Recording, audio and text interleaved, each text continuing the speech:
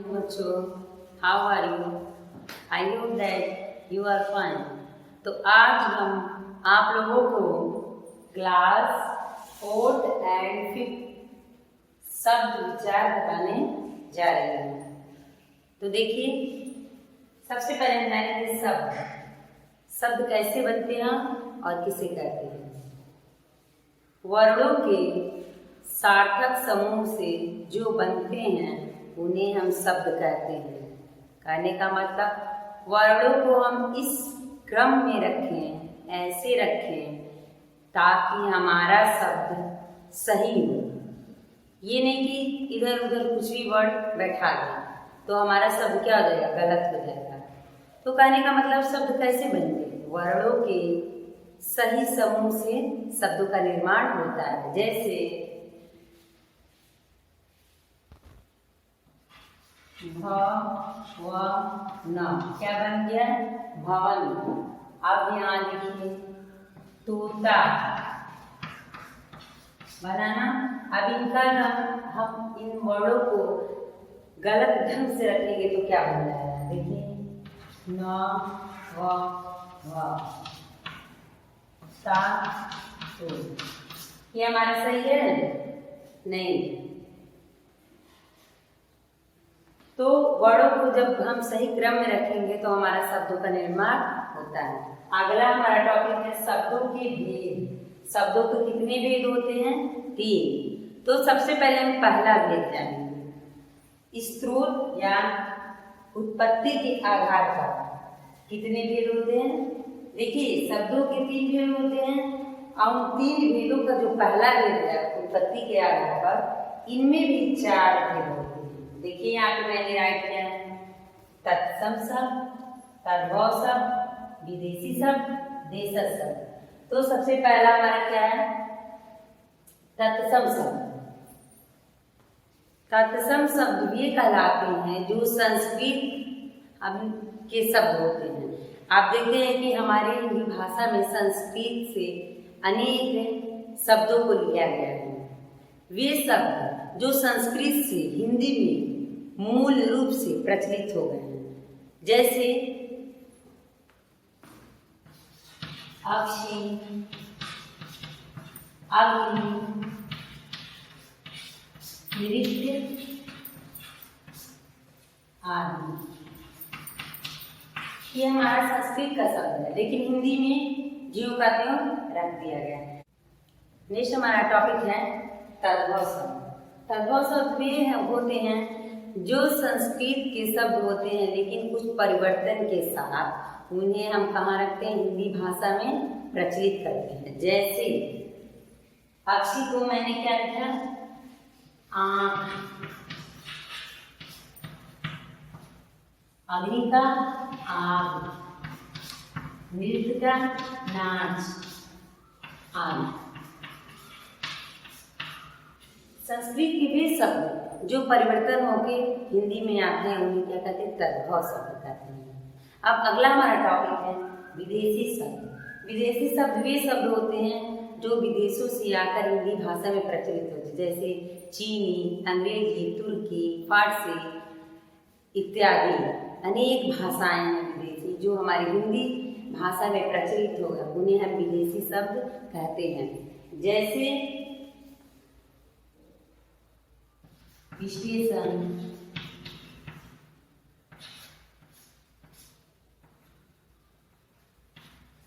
Police,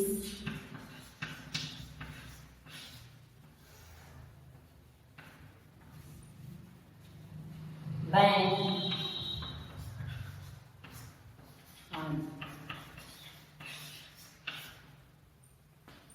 अब हमारा next topic है देशज। देशज शब्द किसे कहते हैं, ये वे शब्द होते हैं जो क्षेत्रीय भाषा से बोले जाने वाले हिंदी भाषा में प्रयोग हो जाते हैं, उन्हें क्या कहते हैं, देशज शब्द कहते हैं। साधारण बोलचाल जैसे हम आमतौर पर जो डेली हम लोग बोलते हैं, प्रतिदिन बोलते हैं, उन्हें हम देशज शब्द कहते हैं। जैसे रोटी,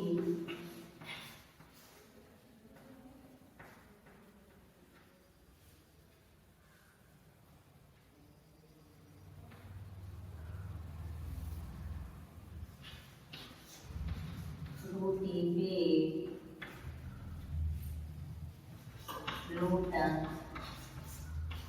आदि। ये हमारा हो गया देशज शब्द। हमारा अगला टॉपिक है प्रयोग के आधार पर। प्रयोग के आधार पर शब्दों के कितने भेद होते हैं? 2। पहला विकारी शब्द। विकारी, विकारी मीन्स होता है विकार परिवर्तन। जब लिंग वचन कारक आदि के कारण कोई परिवर्तन होता है उन्हें हम क्या कहते हैं? विकारी शब्द कहते हैं। जैसे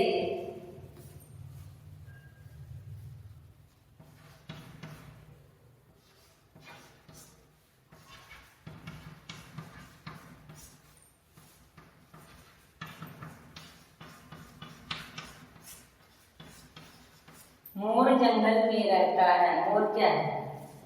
पुल्लिंग है। आप देखिए इसको हम चेंज करेंगे स्त्रीलिंग।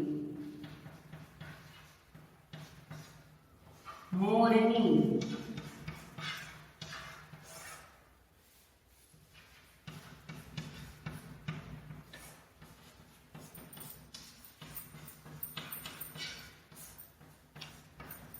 मोरनी जंगल में रहती है। देखिए मोर का परिवर्तन हुआ स्त्रीलिंग में और यहाँ पे रहता तो रहती बन गया। विकार हुआ कि नहीं? अब नेक्स्ट टॉपिक हमारा अविकारी। विकारी मीन्स परिवर्तन और अविकारी मीन्स परिवर्तन नहीं करना, परिवर्तन नहीं हो पाएगा। तो ये शब्द जो लिंग वचन कारक आदि के कारण कोई परिवर्तन नहीं होता उन्हें हम क्या कहते हैं? अविकारी शब्द कहते हैं। जैसे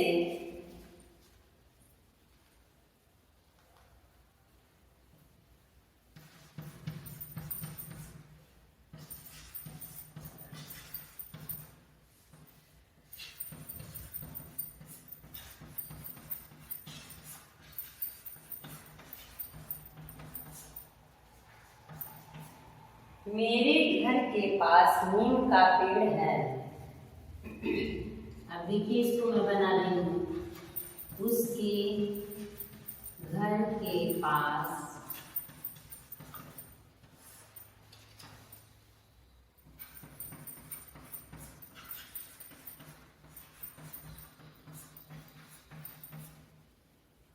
उसके घर के पास नीम का पेड़ है।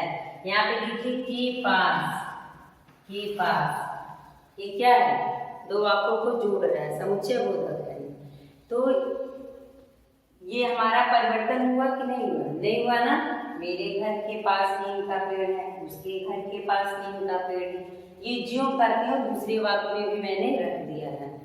तो क्रिया विशेषण, समुच्चय बोधक, विस्मयार्थ बोधक, संबंध बोधक, ये सब क्या है? अविकारी शब्द कहलाते हैं। टॉपिक है बच्चों रचना के आधार पर। रचना के आधार पर कितने भेद होते हैं? 3। पहला है रूढ़ शब्द, दूसरा है यौगिक शब्द, तीसरा है योग रूढ़ शब्द। अब इन तीनों के बारे में मैं बताने लगी। पहला है रूढ़ शब्द। रूढ़ शब्द वे शब्द कहलाते हैं जिनके टुकड़े न किए जा सकते हैं। यदि टुकड़े आप कर देंगे तो उनका कोई अर्थ नहीं रहेगा, खत्म हो जाएगा। जैसे मोर, शेर, तोता आदि। यदि मोर है, र हमने हटा दिया तो क्या बचा? मोर। मोर का कोई मतलब नहीं, कोई अर्थ नहीं। तो ऐसे ही कहने का मतलब है वे शब्द होते हैं जिनके खंडन न किए जा सकते। अब हमारा अगला है टॉपिक यौगिक शब्द। यौगिक शब्द किसे कहते हैं? यौगिक मीन्स होता है जुड़ना। यौगिक देखिए नाम से ही पता आपको चल रहा है। जब दो शब्दों को हम जोड़कर कोई नया शब्द बनाते हैं उन्हें यौगिक शब्द कहते हैं। अब देखिए मैं कैसे बनाने जा रही हूँ। जैसे पाठशाला, बैलगाड़ी,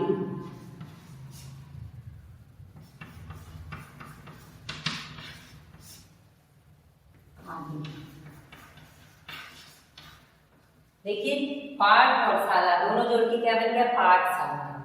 अब यहाँ पे बैल और गाड़ी को जोड़ के क्या बन गया ना सर? बैलगाड़ी।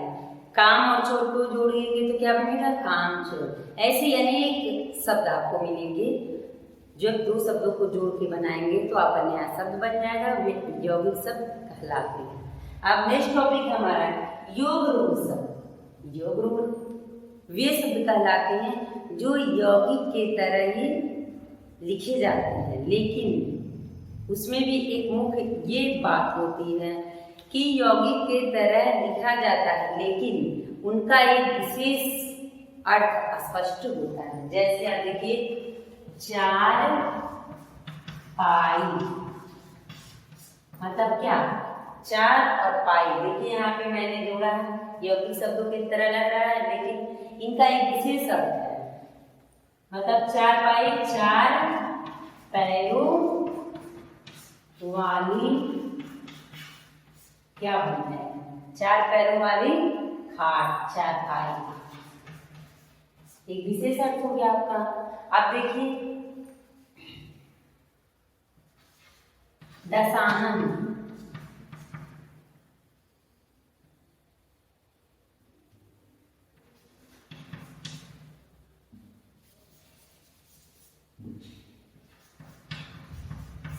अब देखिए दशानन का क्या अर्थ हो गया, 10 मुख वाले।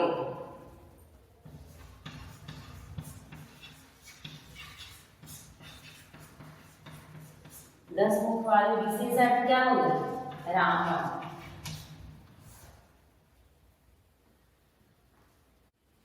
तो बच्चों इस तरह से हमारा ये सब विचार अध्याय खत्म हो गया और मैंने यहाँ पे कुछ होमवर्क दिए हैं। मैं उम्मीद करती हूँ कि यह वीडियो यदि आपने अच्छे से देखा है तो इसे सरलता से आप कर लेंगे। देखिए पहला प्रश्न है शब्दों के कितने भेद होते हैं, नाम लिखिए। विकारी और अविकारी शब्दों में क्या अंतर है बताइए। तीसरा प्रश्न है देशज शब्द किसे कहते हैं। चौथा प्रश्न है रचना के आधार पर शब्दों के भेद लिखिए, कितने भेद होते हैं कॉपी में राइट करेंगे। तो बच्चों अब हम मिलेंगे नेक्स्ट वीडियो में नेक्स्ट चैप्टर के साथ। Thank you.